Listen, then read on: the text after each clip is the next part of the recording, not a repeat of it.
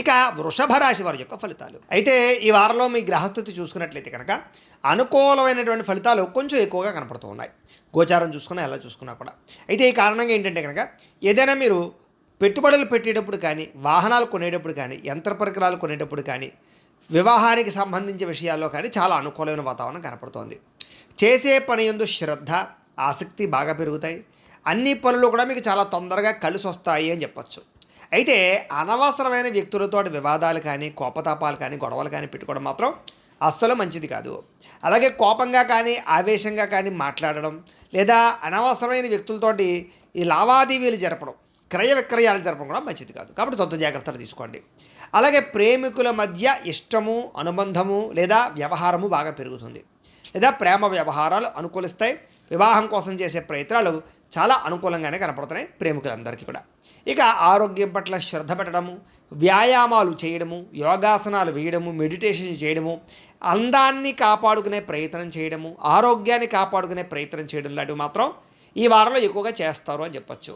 అయితే మీరు బాగా శ్రమ పడతారు, కానీ అనుకున్నంత ఫలితం దక్కక చాలా మానసిక అశాంతికి గురవుతారని చెప్పచ్చు. అయితే కొత్త కొత్త కార్యక్రమాలకి శ్రీకారం చుడతారు. మీరు గతంలో చేసినటువంటి మంచి పనులు కానీ, సహకార గుణాలు కానీ, వాటి వల్ల మీకు ప్రస్తుతం ఖచ్చితంగా లబ్ధి కనపడుతుందని చెప్పచ్చు.